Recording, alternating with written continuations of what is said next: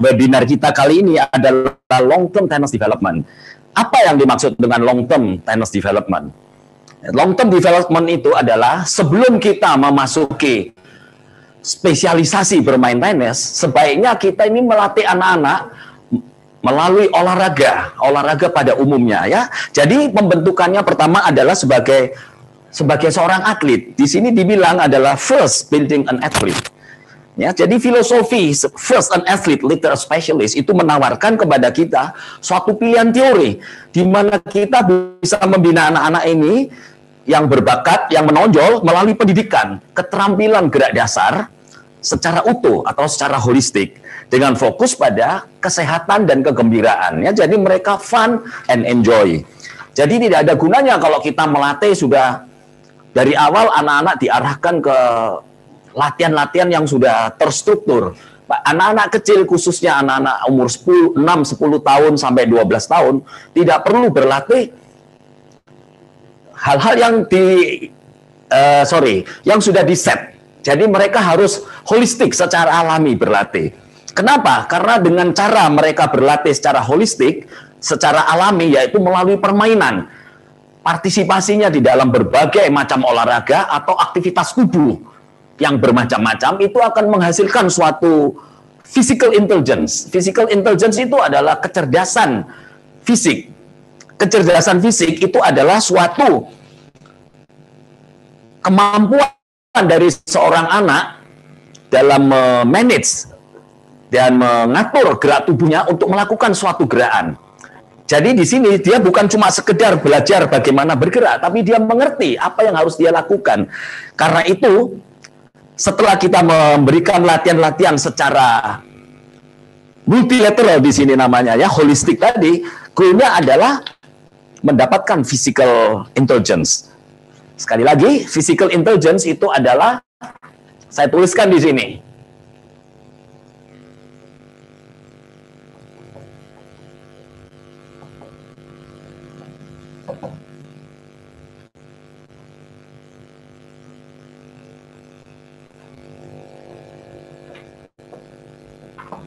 Di dalam ilmu tenis, kecerdasan fisik atau physical intelligence ini disebut juga body sensation.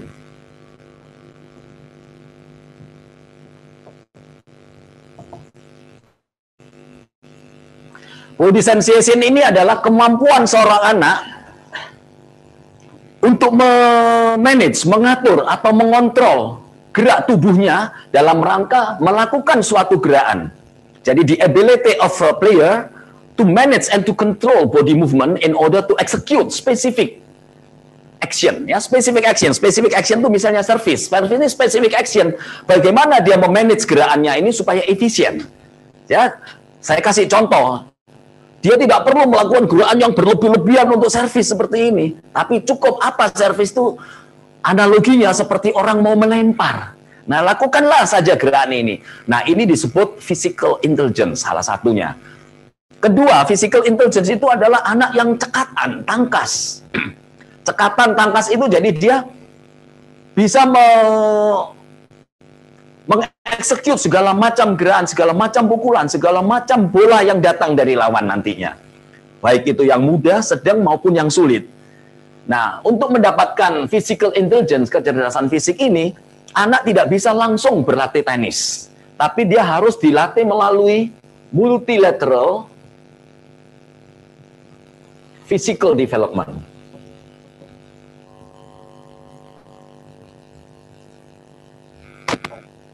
Ya, multilateral physical development ini melalui partisipasi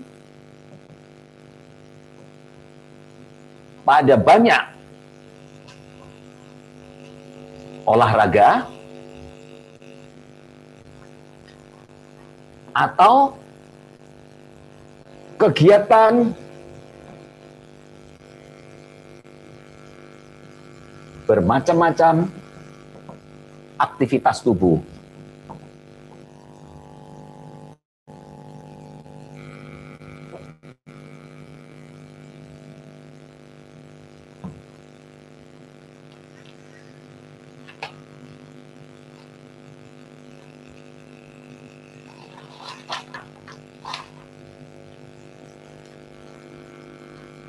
Para pemain dunia yang sekarang menjadi pemain-pemain top seperti Nadal, Federer, pada awalnya mereka tidak langsung bermain tenis, tapi mereka juga bermain banyak cabang olahraga seperti hoki, basket, soccer, kriket, dan lain-lain. Oleh karena itu, anak-anak kita seyogianya mereka juga berlatih olahraga yang lain, tapi yang ada hubungannya dengan tenis. Yang ada hubungannya dengan tenis itu seperti hoki, basket, soccer, kriket, ya. Yang satu pada energi sistemnya, yang satu olahraga lain pada gerakannya seperti memukul bola dengan alat. Kenapa? Karena dengan cara ini, kelak mereka akan mendapatkan benefit transfer dari olahraga ini sebelum mereka memasuki belajar main tenis spesialisasi. Apa yang mereka dapatkan kelak sebagai benefit? Salah satunya adalah contextual benefit. Kedua, perceptual benefit, ya. Ketiga, movement benefit. Keempat, energy system. Kelima, kompetensi. Akan saya jelaskan satu persatu. Contextual benefit dari kita partisipasi pada banyak olahraga. Contextual benefit di sini adalah actual situation yang terjadi pada saat kita berolahraga, yaitu kesulitan-kesulitan yang kita dapatkan pada saat kita melakukan misalnya soccer atau basket. Nah, apa kesulitan-kesulitan yang terjadi? Misalnya ada keputusan wasit yang kurang tepat. Apa respons kita? Ya, itu adalah disebut actual situation yang terjadi pada saat kita berolahraga. Perceptual benefit itu adalah kemampuan untuk membaca dan menganalisa apa yang harus saya lakukan. Kemudian dia harus mengambil keputusan sebelum dia melakukan eksekusi. Ini nanti akan berguna di dalam tenis, seperti misalnya soccer, anak kecil. Apa yang dia harus lakukan sebelum menendang bola ini? Dia harus sudah memperhitungkan, analisa sebelum mengeksekusi tendangan itu tadi. Ya, ini salah satu contohnya saja. Kemudian movement. Movement itu gerakan-gerakan. Kalau kita main hoki atau kita main basket, itu movementnya hampir sama dengan tenis. Hoki memukul bola, memakai alat, ya, itu yang disebut dengan gerakan sentrifugal. Nanti kita akan mendapatkan movement benefit daripada olahraga tersebut. Energy system, kalau kita dari kecil sudah mengikuti, katakanlah mini soccer atau futsal, kemudian basket, energy system yang dipakai ini mirip dengan tenis. Keuntungannya apa? Keuntungannya dari kecil mereka sudah dilatih untuk meningkatkan kualitas daripada muscle twitch fibernya, yaitu muscle twitch fiber yang cepat. Kalau dari kecil kita salah memilih olahraganya, misalnya ikut orang tuanya dia lari maraton, jogging, nanti anak ini akan jadi pemain yang lambat. Karena itu harus memilih cabang olahraga yang ada hubungannya dengan tenis supaya mendapatkan benefit transfer. Kalau mereka ini selalu mengikuti olahraga ini sebelum mereka spesialisasi di tenis, maka mereka akan mendapatkan kompetensi benefit. Kompetensi benefit ini, mereka akan satu hari ikut turnamen, akan dengan sukses mereka melakukan turnamen ini lebih mudah daripada anak yang kurang aktivitas tubuhnya sebelum dia spesialisasi pada tenis. Pada usia 6-10 tahun bukan berarti mereka hanya dilatih fisik, dilatih multilateral training tanpa dilatih tenis. Tetap mereka harus dilatih tenis. Tapi porsi latihan tenisnya cukup hanya 20-30% saja. 70-80% adalah multilateral physical development. Jadi partisipasi pada banyak cabang olahraga yang lain atau kegiatan aktivitas tubuh, bermacam-macam kegiatan aktivitas tubuh. Kalau kita lihat pada makalah kita pagi hari pada hari ini, itu di situ ada banyak aktivitas tubuh yang diberikan, ya. Jadi banyak latihan-latihan yang bisa diikuti. Coba silahkan nanti dilihat pada materi seminar ini.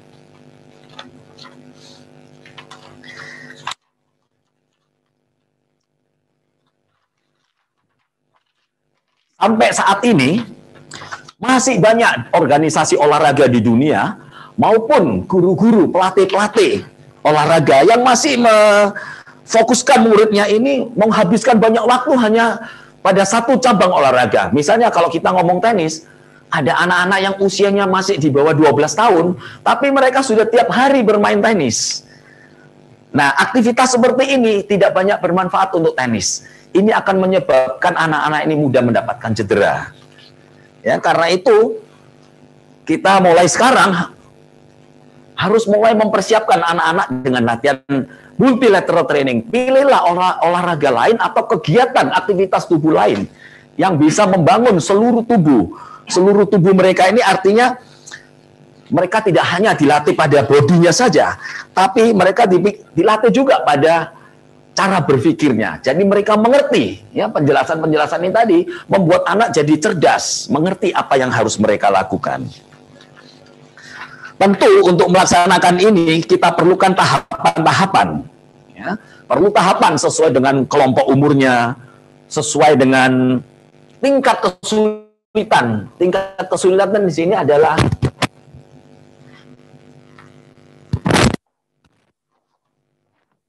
saya hapus ya.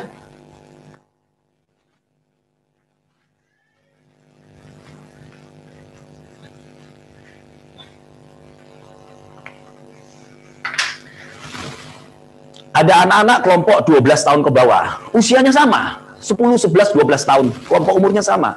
Tapi tidak semua anak ini mempunyai keterampilan yang sama. Oleh karena itu, pada saat kita memberikan ini, kita harus tahu tahapannya, ya, tahapan. Melatih itu dasarnya harus yang mudah dulu. Kemudian makin lama makin sulit. Ya. Easy to difficult. Sorry.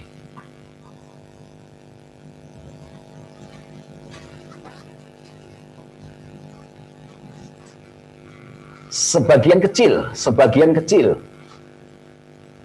sampai keseluruhan.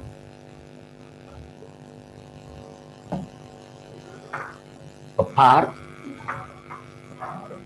to the whole.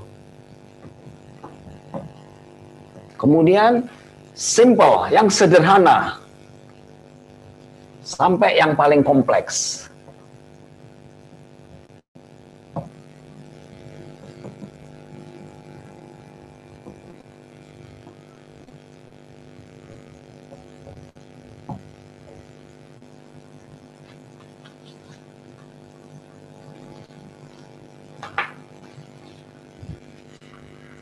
Jadi tidak setiap anak bisa melakukan suatu gerakan yang kita ajarkan. Karena itu kita harus berikan yang mudah dulu. Bagaimana yang mudah? Dari yang mudah mulai makin lama makin dipersulit, akhirnya mereka bisa melakukan gerakan yang paling sulit. Dengan cara ini, anak-anak akan mudah mengadaptasi latihan yang kita berikan dan membuat mereka tidak bosan karena banyak variasi, ya. Tidak membosankan karena banyak variasi dan mudah mengadaptasi karena kita sajikan pada dari yang mulai yang termudah sampai yang sulit. Dengan metode ini maka anak-anak akan mudah bersaing baik di tingkat rekreasi maupun sampai tingkat elit nantinya. Kemudian, filosofi of building first an athlete, later a specialist menyajikan suatu cara yang praktis tentang what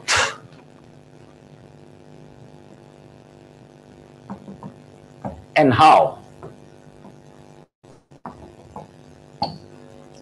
Ya, kalau tadi kita ngomong tentang tahapan, sekarang apa tahapannya itu? What? Program. What di sini adalah program. Program apa yang akan kita berikan? Program itu harus realistis, sesuai dengan usianya, sesuai dengan tingkat keterampilan anak-anak. Jangan memberikan latihan yang terlalu sulit, yang tidak bisa dilakukan. Kalau dia frustrasi, dia tidak mau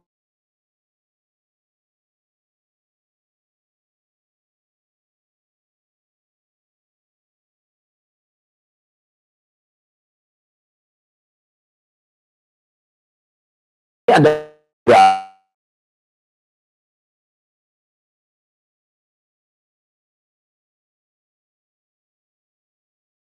contoh metodenya. Ya, bagaimana metodenya? Metodenya tadi sudah saya sebutkan ini di sini ya, metodenya. Jadi dari yang mudah sampai ke sulit, secara gradual ya, secara bertahap dan berkesinambungan, dari mudah yang ke sulit, dari sebagian sampai ke keseluruhan. Sebagian atau keseluruhan, saya kasih contoh misalnya.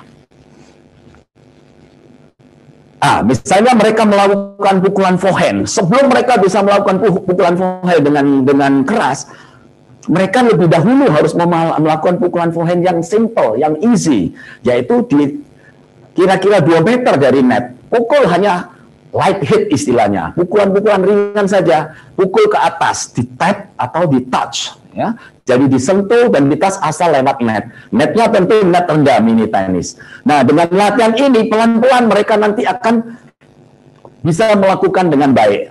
Awalnya kalau mudah hanya langsung ke badannya mudah, lebih sulit 1 langkah, 2 langkah lebih jauh dari badannya, mundur 1 langkah, 2 langkah ke kiri dan ke kanan. Lama-lama lapangannya akan membesar, menjadi ya disebut gradual method.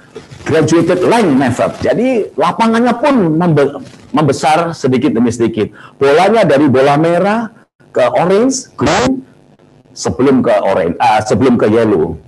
Nah, di sini ini yang disebut dengan filosofi building first an athlete, later a specialist. Jadi metodenya harus seperti ini.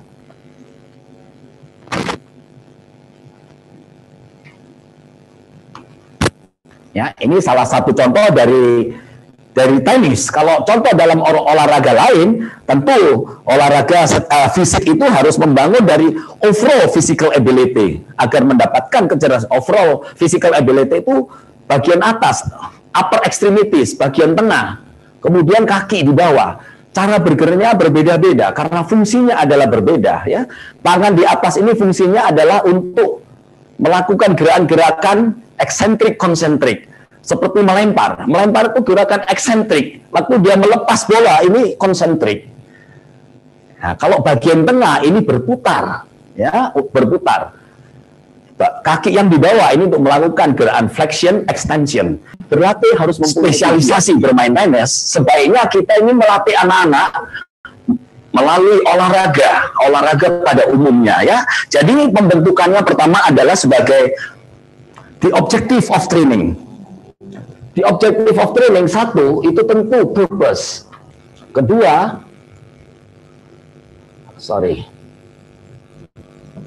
goal atau training goal.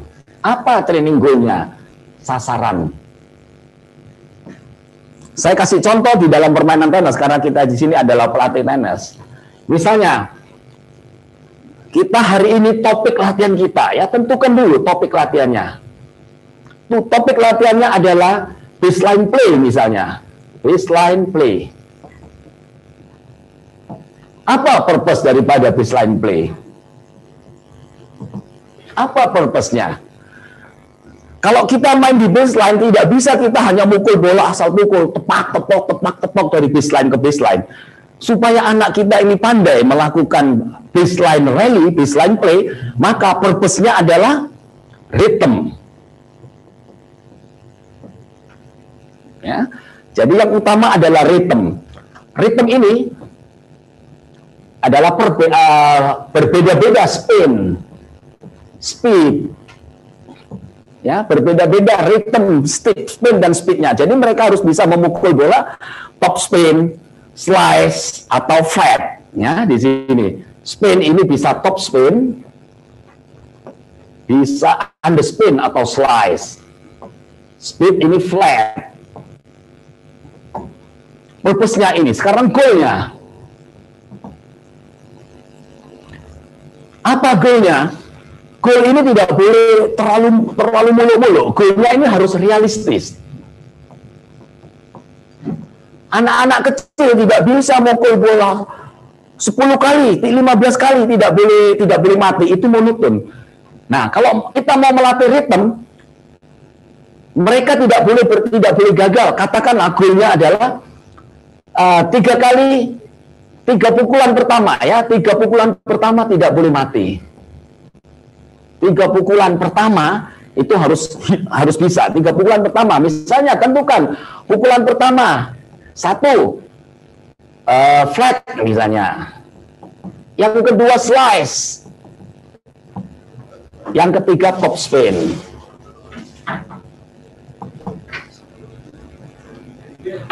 Jadi di sini anak-anak pukulan pertama hanya dia dorong saja, kedua dia slice, ketiga dia top spin. Nah, ini gerakan-gerakan yang berbeda, ya, disebut distinct physical activity. Jadi tidak monoton, ya, tidak monoton dia di sini. Nah, seperti ini yang disebut daripada tujuan daripada latihan, objective of training. Nah, kalau kita melatih dengan cara ini, maka sasaran besarnya daripada latihan ini akan tercapai, yaitu performance. Jadi mereka canggih, mereka pandai melakukan top spin, flat maupun slice. Itu adalah goal besarnya, performance. Kemudian fitness. Fitness di sini adalah kebugaran. Kalau kita hanya mau flat atau top spin terus, ini yang disebut repetitive strain injury. Karena terus mengulang-ulang pukulan yang sama, monoton. Jadi ototnya selalu dipakai otot yang sama, akan menyebabkan dia cedera. Kalau kita selalu bervariasi, kemungkinan cedera itu bisa dihindarkan. Itu yang disebut dengan fitness. Health, kesehatan. Jangan memberikan latihan 10 pukulan, tidak boleh mati. Setelah itu 20 pukulan, tidak boleh mati. Itu tidak realistis. Kenapa tidak realistis? Karena di dalam pertandingan, tidak ada permainan yang berlarut-larut main sampai 15-20 pukulan. Statistik mengatakan sekarang ini, bukan dari sekarang, sudah 20 tahun terakhir ini, bahwa permainan tenis itu 70% pukulan dalam permainan hanya 4 pukulan. Rally length itu hanya 4 rally length. Service +1, return +1. Karena itulah yang terjadi di turnamen, itulah yang harus kita latihkan kepada anak-anak. Jadi namanya pattern of play, ya, pattern of play, pola bermain. Jadi bukan mengulang-ulang pukulan yang sama. Jadi mulai sekarang saya sarankan agar menghindari latihan yang monoton, yang diulang-ulang dan terlalu panjang. Cukup 3-4 pukulan. Kalau kita memberikan target 5 pukulan berbeda-beda, tidak bisa. 10 pukulan tidak boleh mati, tidak bisa. Anak ini akan frustrasi dan dia akan boring, ya. Bosan. Kemudian dia akan ogah-ogahan berlatih, akhirnya tidak akan maju dia. Inilah topik yang tujuan daripada latihan. Ada 3 tujuannya, yaitu performance, fitness, and health. Ya. Oke, kita lanjut. Sekarang setelah kita tahu the objective of training, sekarang kita mulai proses latihan. Apa proses dalam latihan itu? Penampilan puncak seorang atlet hanya bisa dicapai kalau rencana latihan itu disusun dengan sistematis, ya, disusun dengan sistematis dengan tahapan-tahapannya dan bervariasi sesuai dengan kebutuhan atlet. Ya, jadi tidak bisa kita datang ke lapangan, anak datang langsung kasih bola, di drill dari basket, itu tinggalkan, itu sudah lama, sudah kuno. Jadi kita harus tahu, misalnya kita melatih 4-5 anak, masing-masing anak beda kebutuhannya. Bagaimana 4-5 anak ini bisa kita penuhi semua kebutuhannya? Latihan itu harus direncanakan, harus disusun sedemikian rupa supaya saling mengisi, complementary. Saya kasih contoh.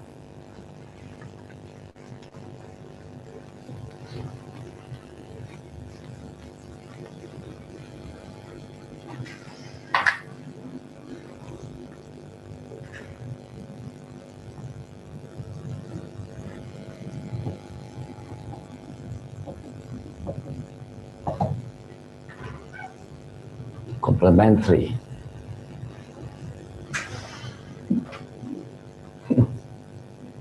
Complementary, saling mengisi, saling melengkapi.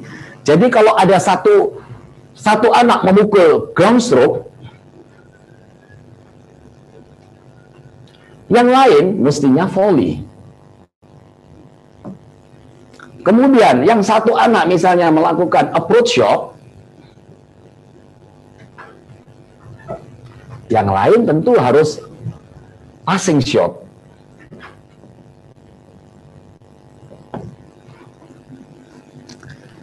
yang dimaksud dengan complementary training. Jadi boleh saja kalau memang pemain kita adalah baseline player, lawan baseline player, rally dia di belakang. Rally di belakang sudah saya contohkan tadi, harus changing rhythm, tidak boleh satu irama pukulan yang sama diulang-ulang terus-menerus. Nah, inilah dia latihan yang terprogram dengan tersusun dengan sistematis, Semua latihan ini diperlukan speed. Karena tenis itu sifatnya adalah speed. Dia bilang, in tenis, speed is the king.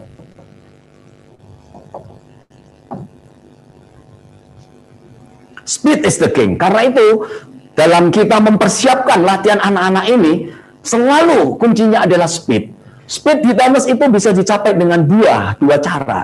Bukan dicapai dengan dua cara. Speed di tenis itu ada dua faktor, ada dua kategori, ya, ada dua jenis. Yang pertama itu adalah ball speed.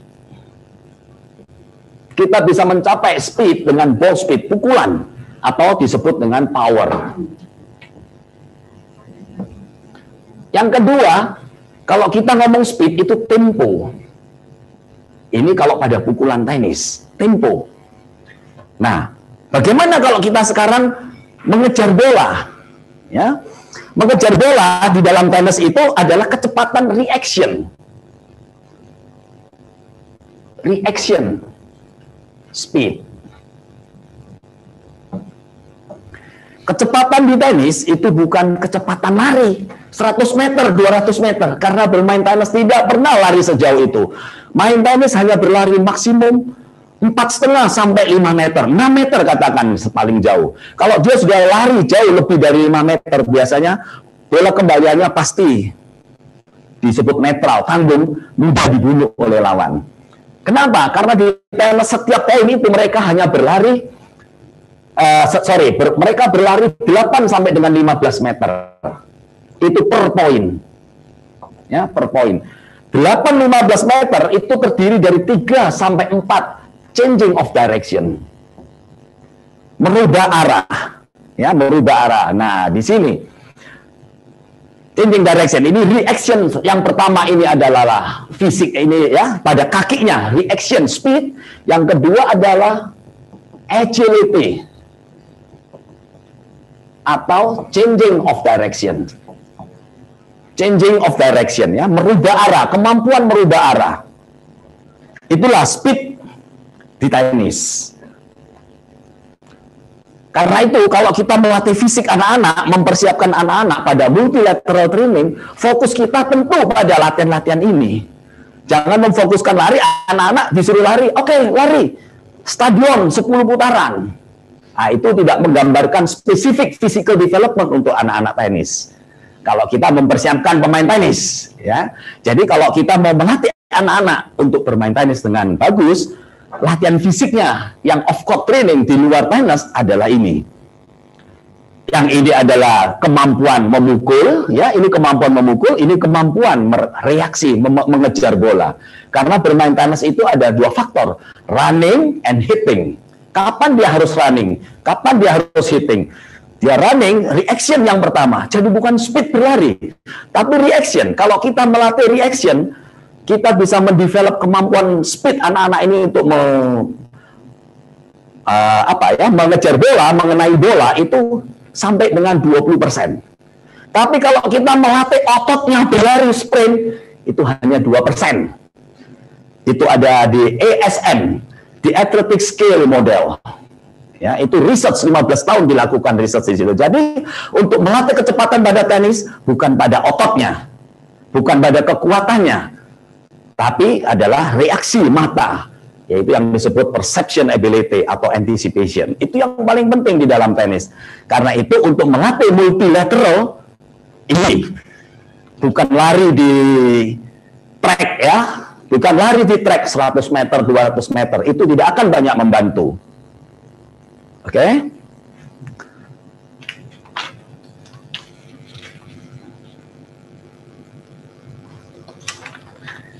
Sorry.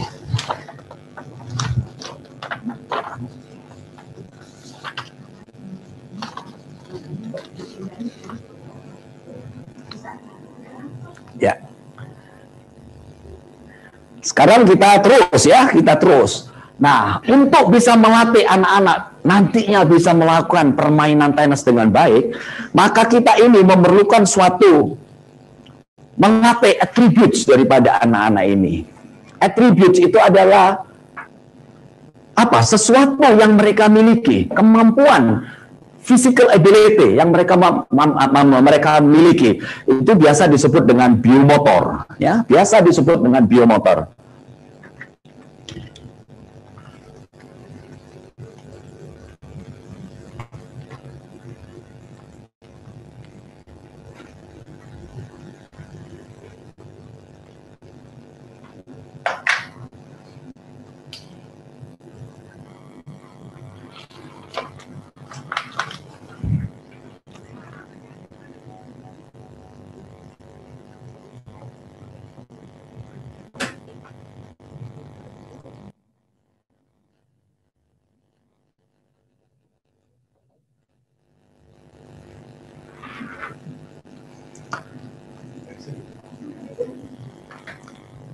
Ya, spesifik attribute satu itu adalah the overall physical development.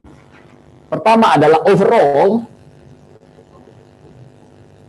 physical development atau yang disebut dengan multilateral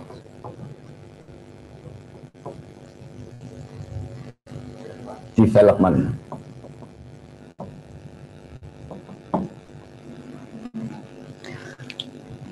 Multilateral development ini bisa dicapai kalau anak-anak berpartisipasi banyak cabang olahraga sebelum dia memulai spesialisasi bermain tenis, atau kalau dia sudah mulai bermain tenis, pelatih di lapangan ini harus bisa menyiapkan suatu latihan tentang bermacam-macam kegiatan fisik, ya, physical distinct activity, ya. Physical distinct activity itu adalah misalnya dia berlari. Berlari itu bukan hanya berlari satu kaki maju ke depan, berlari bisa mundur ke kiri ke kanan. Ke kiri ke kanan itu bisa cross step, gabungan daripada cross step dan side step. Ya, bisa juga dia melakukan gerakan quickness, ya, yang disebut quickness dalam ilmu kepelatihan, ya, ilmu kepelatihan fisik. Kemudian dia melempar. Melempar ini bisa overhand, bisa underhand, bisa side throw, chest throw, overhead throw, bisa reverse throw. Nah, latihan-latihan ini harus diberikan pada saat kita melatih anak-anak di lapangan. Itu warming up, berikanlah 20 menit berlatih untuk ini.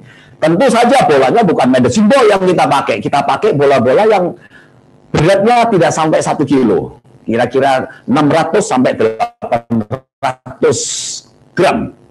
Ya, jadi makin ringan bola itu akan mendorong anak ini melakukan gerakan makin intens. Jadi goal daripada latihan ini akan tercapai. Jadi tidak perlu kita memberikan latihan dengan beban yang berat pada anak-anak, terutama anak-anak di bawah usia 12 tahun. Kemudian kita terus. Yang kedua adalah sports specific physical development.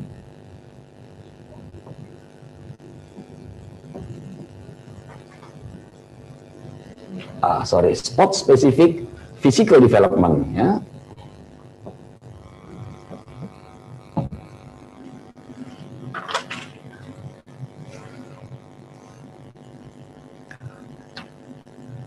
Sport specific development itu adalah olahraga apa yang nanti akan digeluti oleh pemain kita ini. Nah, olahraga yang akan digeluti oleh pemain kita ini adalah olahraga tenis. Tadi saya sebutkan di dalam tenis, speed is the king. Ya, jadi speed. Nomor satu adalah speed. Karena itu speednya ya harus speednya tenis, bukan speed yang lain. Jadi speed tenis bukan speednya sprinter, berbeda. Speednya tenis itu adalah tadi speed of reaction and agility. Agility itu adalah kemampuan melakukan perubahan arah pada saat dia berlari dalam waktu yang sesingkat-singkatnya. Itu yang disebut dengan agility. Ya. Jadi sport specific physical development. Yang ketiga, technical tactical ability. technical, tactical skills atau ability.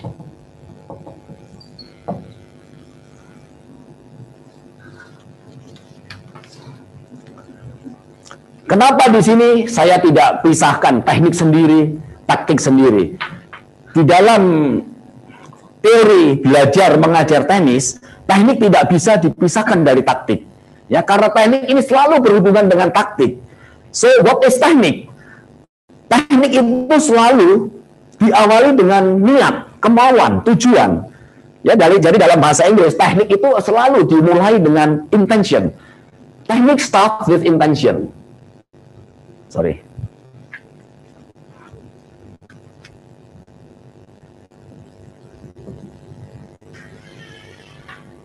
Teknik always starts with an intention.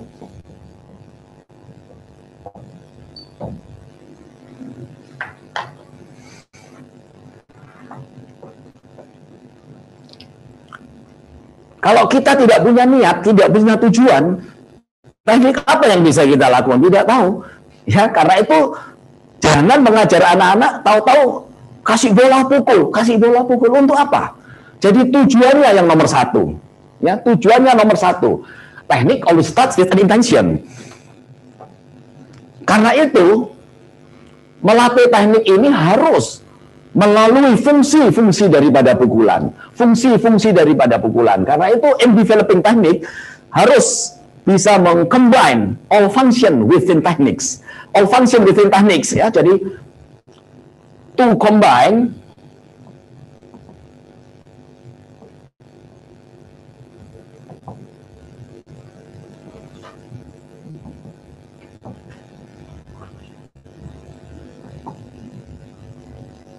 within teknik, ya.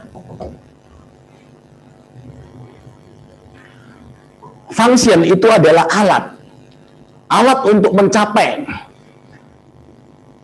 alat untuk membentuk suatu fisik. Function, misalnya saya katakan top spin, ya. Kalau dulu kita mengajar top spin, gripnya, backswingnya, kontak poinnya, follow through-nya, tinggalkan ini. Anak tidak akan lambat majunya. Kalau kita mau mengajar top spin, mudah saja. Pasang satu net tambahan di atas net, atau kasih satu tali rafia di atas net, kira-kira 2 meter di atas net. Kemudian suruh dia pukul bola dengan red ball dari service line, pukul lewat lewat net itu, net tambahan, tapi dia tidak boleh out, tidak boleh keluar. Tidak usah kita katakan bagaimana caranya. Dia akan melakukannya sendiri dengan benar, forehand dan backhand. Ya, jadi inilah metode yang sekarang yang mesti kita ikuti. Jadi tidak perlu kita mengajarkan apa yang harus dia lakukan. Pasang alat. Nah, alat inilah yang disebut function. Ya, jadi function is a tool to determine the proper technique. Jadi alat ini, tali ini adalah alat untuk membetulkan pukulan, otomatis dia akan melakukan pukulannya dengan benar. Ini yang disebut dengan external focus. Kalau kita membetulkan gripnya, backswingnya, ya dibatasi harus sekian, follow through harus sekian, itu disebut internal focus, tidak akan banyak membantu kemajuan anak. Dan anak tidak akan bisa melakukan pukulan dengan natural, karena dia dibentuk oleh pelatihnya. Yang membentuk pukulannya itu harus adalah intention and function yang akan membentuk pukulan anak. Ya, kalau kita melatih function menggunakan kalau kita melatih teknik menggunakan function, ya, maka kita akan mendorong anak ini untuk menentukan sendiri bentuk pukulannya. To force the players shaping the form. Jadi bukan kita yang menunjukkan, oh, backswing-nya harus di sini, follow through-nya harus di sini. No. Follow through bisa di mana-mana. Yang penting adalah hasilnya. Ya, ini mengajar teknik sesuai dengan intentionnya, tujuannya. Kenapa kok kita mengajarkan top spin? Karena anak-anak kecil kalau dikasih bola tinggi top spin, biasanya dia Susah karena bola itu akan mantul tinggi di luar comfort zone-nya. Itu intentionnya, oke? Intentionnya. Karena itu kita menggunakan function supaya intentionnya tercapai. Bentuk pukulannya akan terbentuk sendiri. Tidak ada sama. Kayak there is no ideal movement in tennis. Nadal dengan Federer, Djokovic semua berbeda tekniknya. Pukulan Nadal forehand seperti ini. Tidak ada yang membentuk itu. Ya, Federer mukul tangannya seperti ini. Djokovic mukul begini, yang mana yang benar? Tidak ada yang benar. Yang benar adalah kalau dia bisa mencapai tujuannya sesuai dengan fungsinya. Karena itu intention and function will automatically force the opponent to shape the form. Ya, jadi natural, tenis the natural way. Jadi berlatih tenis secara natural, bukan pelatihnya yang mengajarkan, bukan pelatihnya yang mendikte harus ini. Itu sudah kuno cara berlatih seperti itu, ya. Karena itu di era modern ini pelatih itu bukan sumber daripada ilmu. Pelatih ini adalah fasilitator, ya, fasilitator daripada segala ilmu yang akan kita ajarkan kepada anak dengan memberikan tugas. Ini adalah tugas yang saya berikan contoh tadi, top spin. Jadi saya sebagai fasilitator anak-anak mengajarkan top spin, tapi saya tidak menerangkan how to hit top spin. Tapi hanya saya siapkan tugas saja. Dia akan melakukan dengan sendirinya dan benar. Itulah yang disebut dengan spesifik atribut yang harus kita latih. Ya, ini pada technical dan tactical. Tadi kita pada overall physical development, ini adalah fisik. Ini melalui diversity of sports, partisipasi bermacam-macam beragam olahraga atau aktivitas tubuh. Itu overall physical development agar mendapatkan physical intelligence tadi yang pertama saya jelaskan. Ya. Yang kedua, ini adalah sport specific physical development. Saya kasih contoh dari tenis. Di dalam permainan tenis, speed is the king. Nah, speednya itu harus spesifik. Speed yang mana? Jangan anak-anak kecil disuruh lari maraton, disuruh lari 15 kilo, 10 kilo, atau disuruh lari seperti atletik 100 meter, 200 meter. Itu bukan spesifik fisikal pada tenis. Jadi dalam melatih, walaupun anak itu masih kecil, kemana nanti goalnya? Seperti tadi saya tuliskan di sini, the purpose of the training and goal of the training. Ya. Kemudian yang ketiga adalah technical and tactical skills atau ability yang baru saja saya jelaskan. Dalam melatih teknik harus menggunakan function. Nah, function ini untuk mencapai tujuannya, intention. Ya, untuk mencapai tujuan, intention, function. Karena itu teknik disebut, teknik itu adalah rangkaian daripada suatu gerakan untuk mencapai intention. Teknik is a tool to accomplish the intention. Kalau teknik ini tidak bisa mencapai intention, berarti teknik ini tidak proper, tidak efektif. Nah, tujuan kita adalah melatih teknik yang efektif bisa mencapai tujuannya. Ya, jadi teknik itu harus flexible and adaptable. Flexible itu bisa melakukan sesuai dengan fungsinya.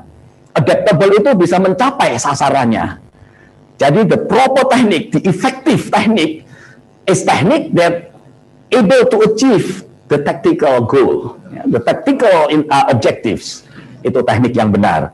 Jadi, wah itu pukulannya salah. Tidak boleh pelatih ngomong itu pukulannya salah. Itu pukulannya salah, tapi menghasilkan poin. Tidak salah itu. Jadi bukan bentuknya, tapi efektivitasnya.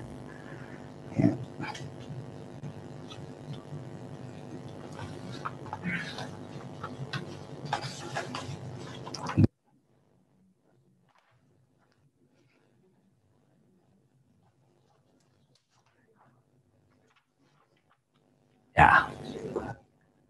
Ya, supaya lebih jelas, saya ulang lagi 3 faktor yang paling penting ini. Satu, spesifik attribute itu adalah overall physical development atau multilateral development melalui berpartisipasi berbagai cabang olahraga, atau pelatih itu harus bisa menyiapkan banyak sekali macam-macam aktivitas fisik, ya, aktivitas melompat, berlari, melompat 1 kaki, 2 kaki, bergantian kakinya, langkah panjang, langkah pendek, cross step, side step, dan lain-lain. Itu melempar, menangkap, melempar saja begitu banyak cara untuk melempar. Menangkap begitu juga, menangkap bola yang gampang di depan, bola di atas, bola di samping, bola di bawah. Ini yang harus di-create oleh pelatih dalam melatih, mempersiapkan latihan fisik multilateral development, di mana anak-anak ini akan disebut overall physical development. Jadi seluruh tubuhnya ini jadi kuat. Terjadi keseimbangan antara kekuatan masing-masing sendi-sendinya ini, otot-ototnya jadi kuat ya, karena mereka dipakai semua seimbang bersama-sama. Jadi membangun fisik secara keseluruhan. Kalau kita cuma bermain tenis hanya tangan kanan saja yang dipakai. Ya, jadi akhirnya apalagi kalau kita mukul kaki kiri depan, kanan mukul, itu nanti pantat kirinya besar, pantat kanannya kecil, dia kempes. Tangannya besar, tangan kirinya kecil. Nah, itu mudah cedera anak-anak. Karena itu, mulai dari sekarang kita sudah harus mengikuti perkembangan dunia, melatih anak-anak dengan cara ini. Kemudian kalau kita melatih fisik, fisiknya harus spesifik, physical development. Saya kasih contoh tadi, daya tahan misalnya. Tadi saya kasih contoh speed. Sekarang saya kasih contoh daya tahan. Melatih daya tahan bagaimana? Melatih daya tahan tenis bukan long distance running, bukan lari berkilo-kilometer. Larinya harus sama seperti apa yang terjadi di tenis. Di tenis itu bergerak 3, 4 sampai 5 changing of direction. Lari 2,5 meter atau 3 meter. Itu kira-kira 10 detik sampai 15 detik. Katakanlah sampai 17 detik. Nah, istirahatnya 1:1. Ulang lagi. Terus seperti itu sampai dia mencapai satu titik di mana dia capek. Nah, baru di situ kita ukur denyut nadinya, macam-macam. Kalau kita lakukan itu seminggu 2 kali, 3 kali, dia akan mendapatkan daya tahan yang sesuai dengan tenis. Istilah modern sekarang, mana? Disebut HIIE. Ya, high intensity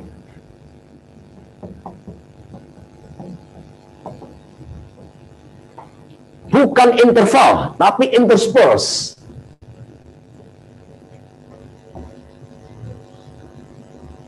Exercises.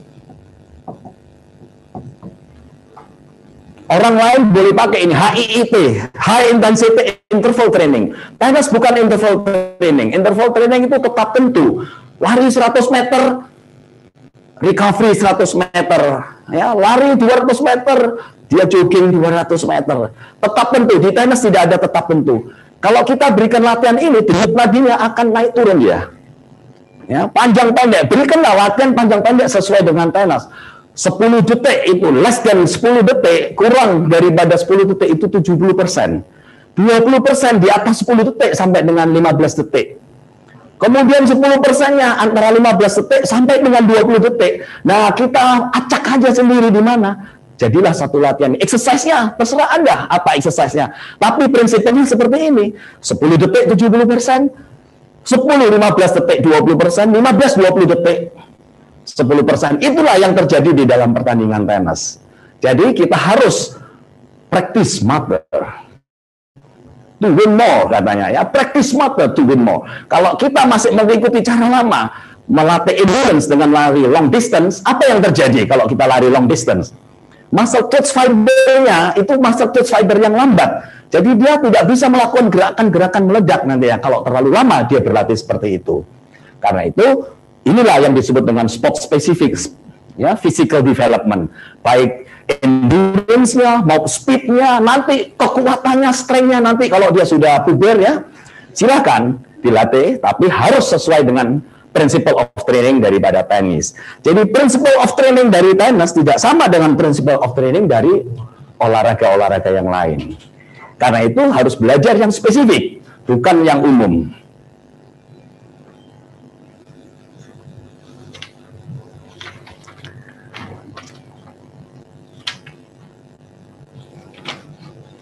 Ya.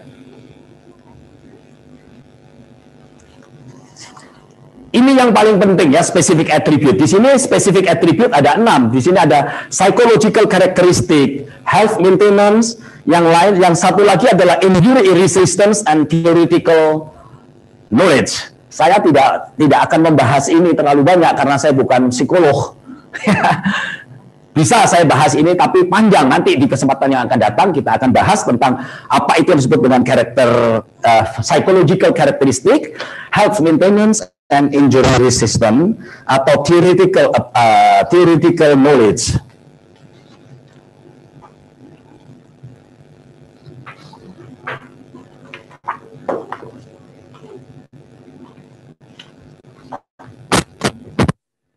Ya, jadi kita sudah di penghujung daripada materi kita. Sekarang saya akan tunjukkan perbandingan antara multilateral training dengan spesialisasi, training spesialisasi, ini specialization.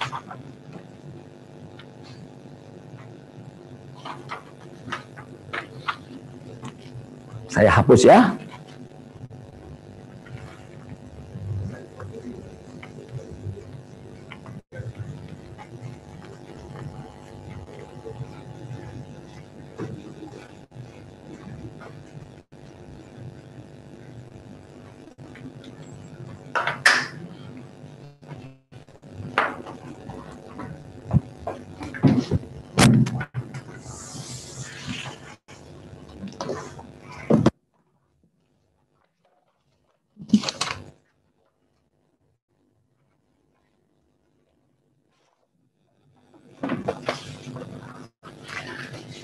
Maaf, saya tidak hafal karena itu saya harus baca di sini daftarnya ya. Pada multilateral development,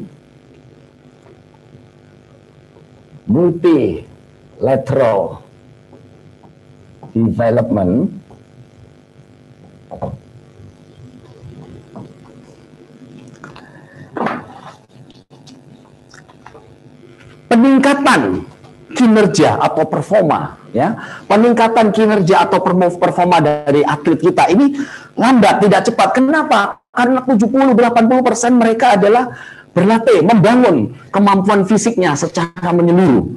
Dia hanya bermain olahraga spesialnya hanya 20-30% saja.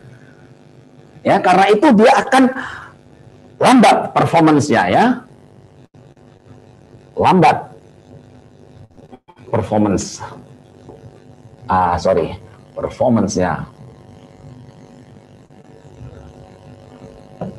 Tidak cepat, dia tidak akan bisa berprestasi tidak akan selalu memenangkan suatu turnamen atau kejuaraan-kejuaraan. Nah, kalau dia multilateral development, penampilan terbaiknya itu dimulai pada usia 18 tahun, ya.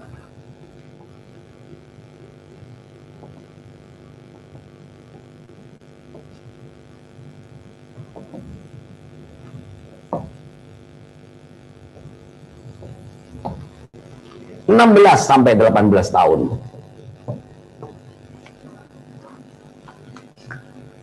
Pada usia ini, prestasinya akan konsisten.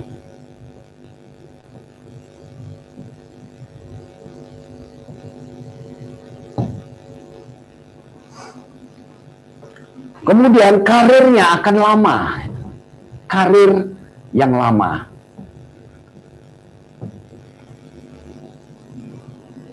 Dan dia tidak akan banyak cedera. Sedikit cedera.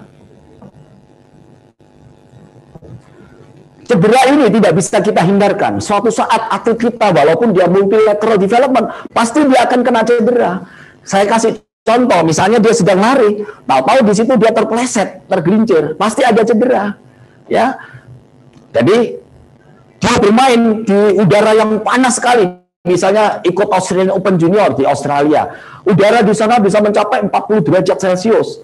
Kalau dia tidak biasa bermain di udara seperti itu, bisa saja dia dehidrasi, dan itu banyak dialami oleh pemain-pemain dunia.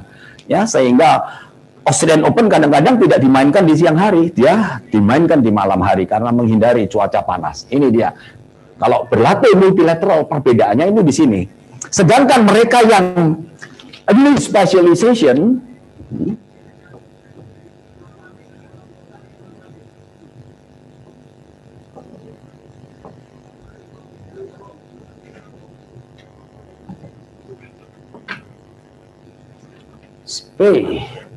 spesialisasi awal dini, spesialisasi dini, ya.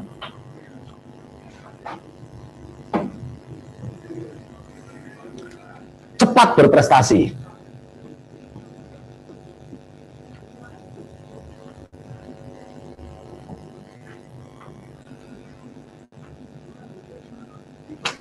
Kenapa dia cepat berprestasi? Karena dia sudah fokus pada olahraga yang dia geluti, ya. Karena itu cepat beradaptasi, cepat adaptasi.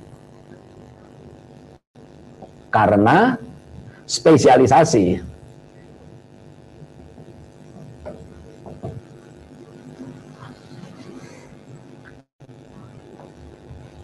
Penampilan terbaiknya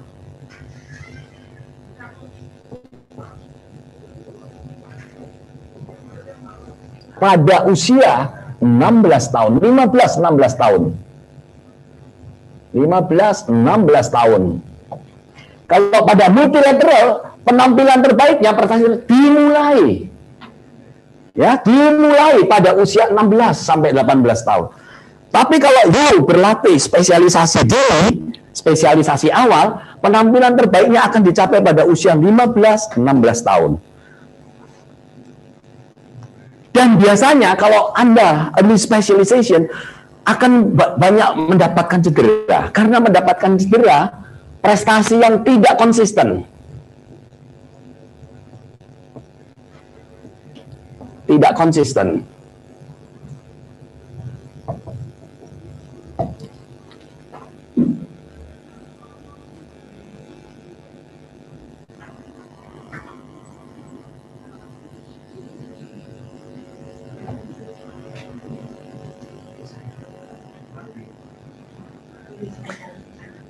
Karena dia sering mendapatkan cedera, ya. Keempat, sering mendapatkan cedera, sering mendapatkan cedera, maka kebosanan juga cepat datang, cepat dialami.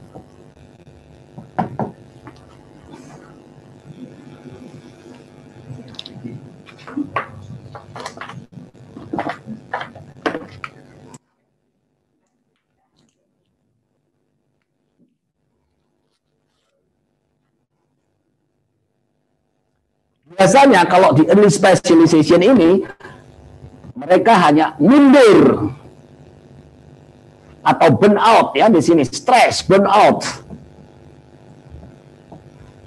pada usia setelah 18 tahun. Perhatikan prestasi anak-anak kita ini. Banyak sekali atlet-atlet kita di usia 16-18 tahun. Setelah itu hilang dia.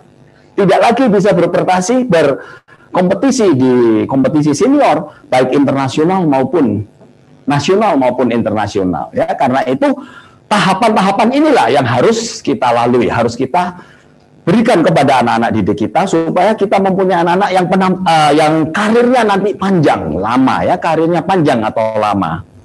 Dengan melalui multilateral development early specialization later. Inilah topik webinar kita kali ini. Saya rasa sudah cukup sekian, maka saya menunggu mungkin ada pertanyaan-pertanyaan kali ya yang akan oke, silakan. Pertanyaan pertama dari Pak Dwi Susantoro, Wapini, Tulungagung. Bagaimana melatih anak bila main melawan kelompok umur di atasnya? Contoh, si anak baru naik kelompok 14 melawan anak yang sudah lama di tahun 14. Bagaimana melatih anak bila main melawan kelompok umur di atasnya?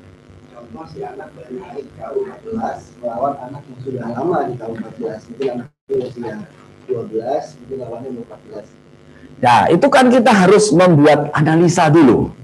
Ya, kalau kita tidak punya analisa di mana kemampuan anak kita ini, ya kita tidak bisa langsung mau menang, tidak bisa. Jadi kita harus punya analisa dulu komprehensif. Saya hapus ya.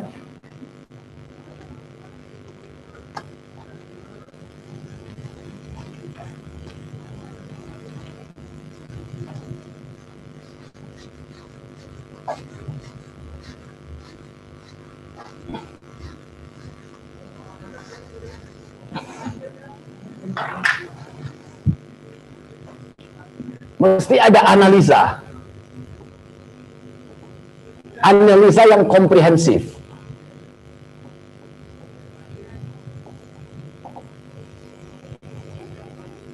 Satu, technical, bermain, smart play.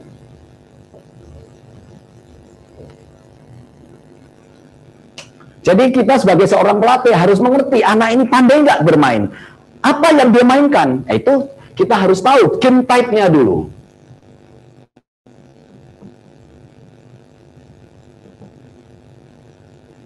Pemain kita, ya, player, kita sebut saja player pemain kita, versus lawannya, ya, lawan, opponent. Apa game type pemain kita? Apa game type dari opponentnya? Kemudian tactical ability pemain kita seperti apa untuk bisa mengatasi game type daripada lawannya? Kemudian physical ability-nya apa? Kelebihan dari pemain kita dibandingkan dengan pemain lawan yang lebih tua usianya. Kalau di sini dia kalah, di sini dia kalah, ya dia tidak bisa menang untuk melawan ini. Karena itu analisa ini penting sekali. Ya. Physical ability di sini misalnya speed of reaction, speed of changing direction-nya bagaimana. Kemudian speed dia dari belakang ke depan dalam bermain, transition game, ada nggak permainan itu? Atau dia baseline? Kalau dia pemain baseliner, apa keistimewaan dia di baseliner dibandingkan dengan lawannya? Jadi harus ada comparison. Jadi tidak bisa saya kasihkan resep, oh kamu main begini terus kamu menang. Kita harus tahu dulu siapa pemain ini akan melawan siapa di sini. Ya. Secara umum tidak bisa. Jadi harus spesifik. Siapa lawannya, siapa pemainnya. Itu. Oke. Yang kedua, ya. Untuk anak pemula, apakah yang digenjot langsung fisik? Mohon penjelasannya. Pemula usia berapa? Tidak disebutkan. Ya, pertanyaan yang kedua, untuk pemula, apakah yang digenjot langsung fisik? Apakah yang digenjot langsung fisik? Iya. Oke.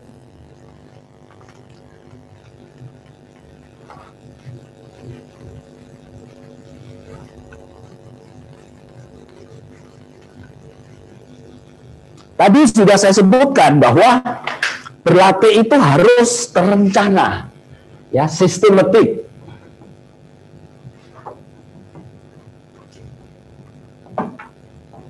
Training plan. Satu, tentu usianya. Berapa? Kemudian apa yang harus dilatih? Apa itu adalah programnya?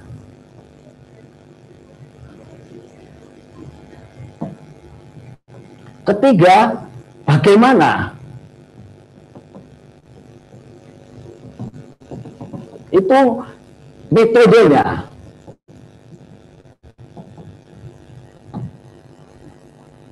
Untuk melatih pemula, melatih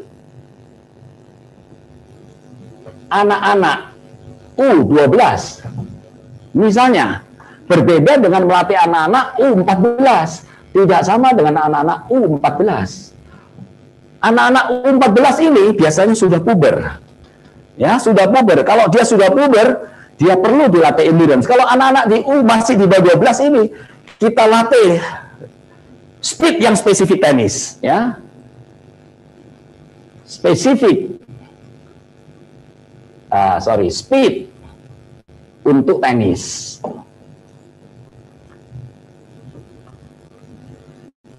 Nah, untuk melatih fisik ini, untuk melatih spesifik speed ini biasanya work dibanding rest itu adalah 1:3. Jadi mereka diberikan kesempatan untuk istirahat, ya, supaya energinya kembali lagi. Jangan melatih speed, anak disuruh lari.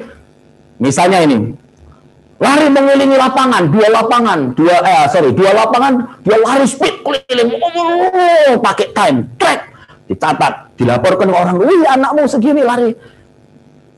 Ini salah, latihan speed yang salah pada tenis. Latihan speed pada tenis itu adalah ini. Nah, tadi sudah saya sebutkan, speed di tenis itu adalah 70% itu kurang dari 10 detik.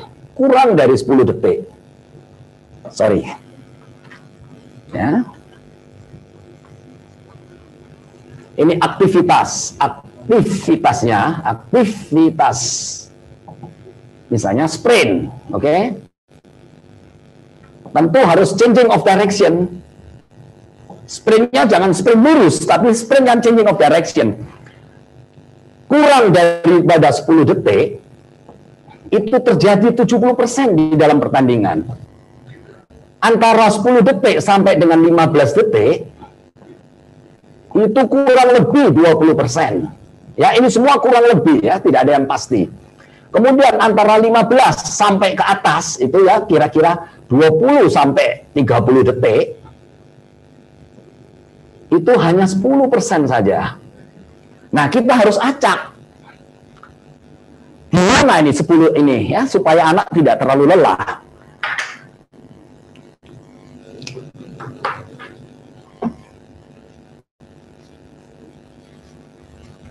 Ini untuk anak-anak usia 12 tahun. Nah, apa aktivitasnya, apa exercise-nya? Ini saya kasih contoh sprint. Tidak harus sprint. Ya, misalnya dia berlari 1-2 langkah ke sana, dia pukul. 2-1-2 langkah, dia speed ke depan, dia drop shot. Atau dia lari 2-3 langkah, dia smash. Jadi 3 pukulan. Dia lari ke samping pukul, dia lari ngambil drop shot ke depan, dia mundur smash. Itu juga latihan speed spesifik itu untuk tenis. Ya. Semi spesifik, dia menggunakan alat dan bola, tapi bukan betul-betul tidak realistis karena ini bukan permainan ya, karena goalnya adalah untuk melatih fisiknya ini. Berapa banyak? Ya, berapa banyak? Ya, untuk anak-anak usia 12 tahun, taruhlah dia bisa melakukan 5-6 kali pada awal latihan. Nanti setelah 1-2 minggu tambah 1 repetisi. Ya, jadi tidak boleh langsung kasih sampai dia cengap-cengap sampai dia kepalanya pusing. Itu sudah kuno latihan seperti itu. Di tenis tidak boleh seperti itu karena kalau kondisi fisiknya menurun itu risiko cedera itu besar sekali. Ya. Nah, ini. Jadi tidak perlu ada genjot-genjotan. Dalam latihan ini tidak boleh ya. Latihan fisik dan teknik pada anak-anak di usia 12 tahun ini. Fisik itu bukan cuma lari seperti ini, bisa permainan. Suruh dia main bola di lapangan. Sepak bola, suruh dia main bola tangan dengan aturan-aturannya. Kita yang menciptakan itu aturannya. Itu dia melatih speed, ya, melatih permainan seperti tenis acak. Berapa menit? 10 menit istirahat. Ya, istirahat 2-3 menit, ulang lagi 10 menit kalau goalnya pada speed. Kenapa 10 menit? Karena dalam permainan tenis setiap 2 game pindah tempat, 2 game itu biasanya bisa cepat 6 menit, 8 menit itu yang cepat, tapi bisa panjang 10 sampai 15 menit. Nah, kita ambil yang tengah 10 menit. Kemudian istirahatkan dia untuk minum supaya energinya kembali lagi. Baru kita ulang lagi dengan permainan yang lain lagi. Misalnya ada 5 anak. Suruh dia berlari seperti permainan kucing dan tikus. Kucingnya ngejar tikus. Ya, jadi mereka setelah ini dia berhenti, lari lagi sana. Ini seperti tenis, itu yang disebut high intensity intersport exercise. Ini dia, melatih speed tapi dengan permainan, tidak harus dengan speed lari-lari, wah seperti atletik. Itu membosankan, ya. Dan itu tidak realistis. Ini dia. Untuk pertanyaan yang kedua. Ya. Pertanyaan ketiga dari Mas Irfan Semarang. Kapan atau apa yang perlu pelatih atau orang tua perhatikan anak yang awalnya diajarkan tenis secara fun untuk kemudian menjadi lebih serius atau terprogram? Coba ulang sekali lagi, Bet. Ya. Kapan atau tanda apa yang perlu pelatih atau orang tua perhatikan anak yang awalnya diajarkan tenis secara fun untuk kemudian menjadi lebih serius atau terprogram? Anak umur berapa? Tidak disebut. Tidak disebut. Tandanya. Tadinya fun, terus kemudian harus lebih serius. Pengen lebih serius, tanda-tanda apa yang kita tidak bisa tanda-tanda dari kita. Ya, jadi anak itu mau serius atau tidak itu harus datang dari anaknya. Kalau metode kita mengajar itu monoton dan selalu memaksakan latihan harus ini dengan porsi yang besar, monoton, anak ini akan bosan, dia stres. Apalagi kalau dia dituntut harus menang. Kalau dia hanya fun, saya tidak mengerti fun. Semua olahraga harus fun. Kalau dia tidak fun, dia tidak enjoy. Kalau tidak enjoy, dia pasti berhenti. Ya, ingat ini. Jadi tidak ada tenis fun. Semua olahraga, tenis apapun harus faktor fun itu yang paling penting supaya dia enjoy. Itu yang saya presentasikan di awal. Goalnya adalah pada performance, fitness and healthy, enjoy, fun and enjoy. Kalau tidak dia akan stop bermain tenis. Itu. Jadi tidak ada tenis fun. Semua harus fun. Anak harus bergembira dan menikmati permainan itu sehingga dia tidak akan pernah mau mundur, akan haus terus, minta lagi. Nah itu bagaimana kita sebagai pelatih harus meng-create exercise supaya anak ini minta lagi. Dari awal, kalau kita sudah metodenya betul mengajarnya, dia pasti serius, dia pasti tidak mau fun-fun aja. Ya, kalau fun-fun aja dia tidak bisa bermain dengan bagus, ya buat apa kita mesti bayar pelatih mahal-mahal di sini? Ya hati-hati para orang tua. Pelatih juga harus begitu. Kita harus selalu mengedepankan kualitas, bukan kuantitas. Ya, itu kan bukan atraksi di lapangan tenis. Tidak perlu kita melakukan atraksi di lapangan tenis. Tapi itu tadi, kalau berlatih selalu tujuannya, goalnya apa? Kalau kita selalu tahu tujuan daripada latihan kita, goalnya apa, anak akan cepat berprestasi. Ya. Pertanyaan keempat dari Pak Rahman. Apakah nge-gym atau fitness menggunakan alat nantinya akan menghambat movement and reaction atau malah dianjurkan? Usia berapa boleh melakukan strength and training di gym? Gym. Begini, gym. Gym, iya, betul. Apa gym? Tempat kebugaran. Gym itu tempat kebugaran. Apa yang dimaksud tempat kebugaran? Tempat kebugaran itu bukan suatu ruangan ber-AC, kemudian ada mesin-mesin, ada besi-besi. Kita angkat besi dengan mesin itu terus kita jadi fit. No, that is wrong. Tidak perlu kita ke gym. Perlu nantinya, perlu. Bukan sekarang anak-anak, tidak perlu anak-anak ke gym. Anak-anak itu bawa ke lapangan rumput bermain. Itu di arena bermain itu loh, anak-anak. Nah, pelatihnya yang harus kreatif menciptakan exercise-nya apa. Pelatih kekuatan, apa itu kekuatan? Kita harus mengerti kekuatan. Apa kekuatan di tenis? What is strength in tennis?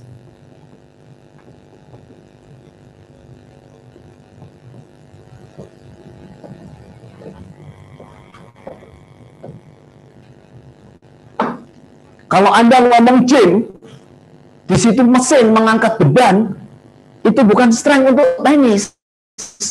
Strength untuk tenis itu adalah kemampuan seorang anak untuk meng-create speed, ya, supaya dia bisa mengontrol gerakan tubuhnya, melakukan lari cepat, memukul bola dengan cepat. Dia bisa mengontrol, itu diperlukan kekuatan. Jadi kekuatan di tenis itu bukan untuk memindahkan beban, bukan untuk bertarung seperti competitive sport, MMA misalnya. Kalau you tidak sangat kuat, dia tidak kuat, jadi tekan patah. Karena itu you perlu kekuatan di sana, kekuatan yang absolut. Tapi di tenis tidak perlu itu. Jadi untuk anak-anak usia di bawah 14 tahun tidak perlu ke gym angkat besi. Cukup mengangkat berat badannya sendiri. Ya, cukup mengangkat berat badannya sendiri, dan tenis itu diperlukan kekuatan yang eksplosif, bukan kekuatan yang slow. Kalau kita angkat besi dapat kuat kita tapi slow. Ya, oke. Kalau latihan besi katanya menghadap ke, oh tidak, latihan besi tidak menghambat kalau kita bisa utility training daripada angkat besi. Apa berikutnya? Nah, ini tentu harus diawasi oleh seorang yang ahli, seorang yang expert. Siapa yang expert di Indonesia pada tenis untuk ini? I don't know. Ya, anak-anak saya sendiri tidak pernah ke gym. Ya, mulai dari Feby sampai hari ini Kristo pun tidak pernah saya bawa ke gym. Mereka main Grand Slam, juara Grand Slam. Ya, itu. Tapi setelah mereka dewasa menjadi elite player, tentu mereka butuh karena senantiasa kebutuhannya terus meningkat. Tapi tidak perlu harus member di satu gym, bayar, pelatih mahal, tidak. Pelatih teknik ini adalah pelatih yang paling penting. Kalau harus ada pelatih fisik ini harus konsultasi dengan pelatih tenisnya, pelatih teknik. Jadi tidak serta-merta kita serahkan aja ke pelatih fisiknya. Itu salah itu. Jadi pelatih fisik harus selalu berkonsultasi dengan pelatih teknik. Apa kebutuhan pemainnya? Itu ya. Jadi hati-hati dengan gym. Itu lapangan bola di depan bisa saya jadikan tempat gym. Melatih kekuatan, tidak harus angkat besi. Ya. Anak-anak saya misalnya, saya kasih contoh, dia gendong-gendongan, ini anak-anak yang sudah puber, umur 15-16 tahun. Dia menggendong temannya, itu bisa 100% dari berat badannya. Dia kuat mengangkat, dan dia mengangkat beban ini sambil berjalan, bergerak. Ini yang disebut tennis, kekuatan dan kecepatan. Harus ditingkatkan terus kecepatannya. Makin lama dia bisa berlari makin cepat. Disitulah dia dapat power. Ya kalau you pergi kerja, you angkat beban 100 kilo, you squat 1 kali, 2 kali, 3 kali, taruhan sama saya nanti pasti cedera you. Kalau tidak ahli loh ya. Kalau tidak ahli, kalau you ahli ya. Dan ini adalah gerakan-gerakan yang tidak mensimulit gerakan pada tenis. Jadi bermain tenis itu tidak hanya kekuatan ototnya saja, tapi harus adalah koordinasi geraknya yang penting. Bukan hanya sekedar menguatkan otot, tapi menirukan gerakan-gerakannya dalam tenis. Misalnya memukul tenis, ini cukup dia pakai karet. Dia pakai karet. Apa? Elastic tube. Ya. Kalau you mau berat, you bisa berat berapa? Yang dia cuma bisa menghayun ini 8 kali, itu sudah berat. Nah, lambat laun dia bisa tidak 8 kali, bisa 9 kali, 10 kali, sampai 12 kali. Nah, untuk meningkatkan volumenya tidak ditambah terus repetisinya, tapi setnya yang harus ditambah. Nah, ini principle of training lagi. Ya, jadi hati-hati. Kalau cuma sekedar ke gym dan pelatih di gym itu tidak mendalami tenis, bisa berbahaya untuk atlet tenis kita. Oke? Pertanyaan berikutnya?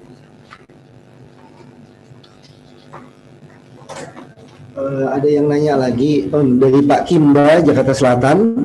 Pak, mohon info lebih jelas. Di awal pelatih Pak Deddy Prasetyo menyebutkan bahwa biarkan anak menemukan pukulannya sendiri. Dicontohkan tentang top spin dengan tali di atas net. Apakah nanti gerakan yang salah tidak diarahkan akan membentuk karakter pukulan yang kurang pas dan menyulitkan kembali untuk readjust? Pertanyaan bagus. Gerakan yang salah, gerakan yang bagaimana yang menurut Anda benar? Tidak ada gerakan yang salah. Ya, there is no ideal movement.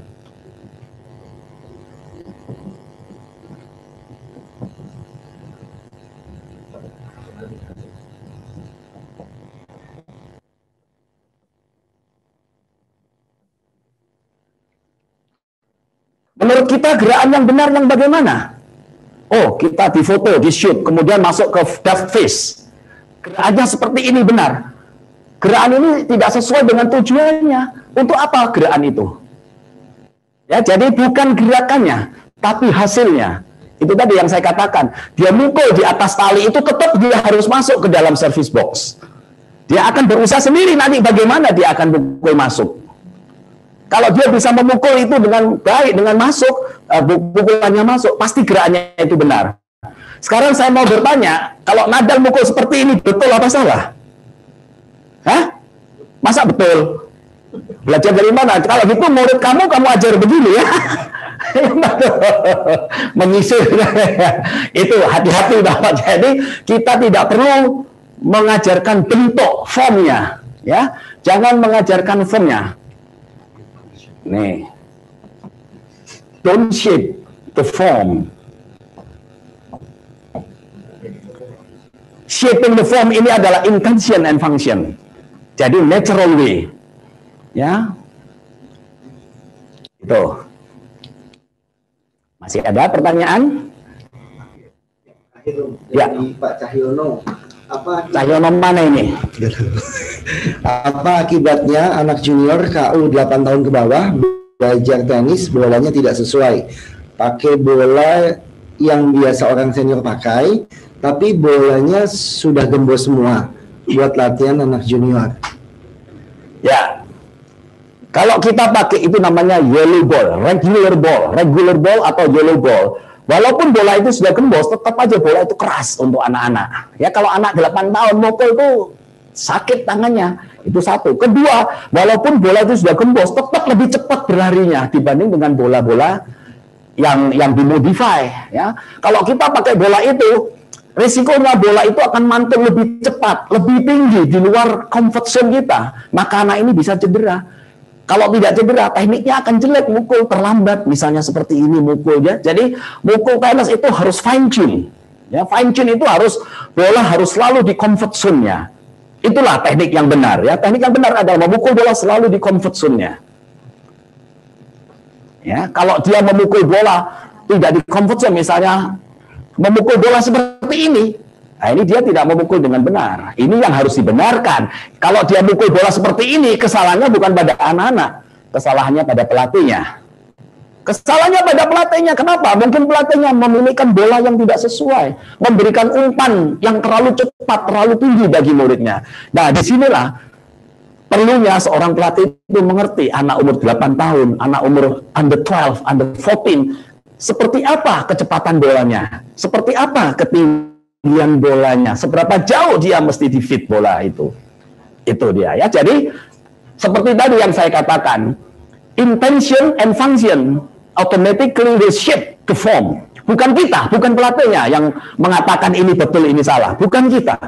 Tapi tujuan dan fungsi daripada pukulannya yang membentuk pukulan itu. Ya.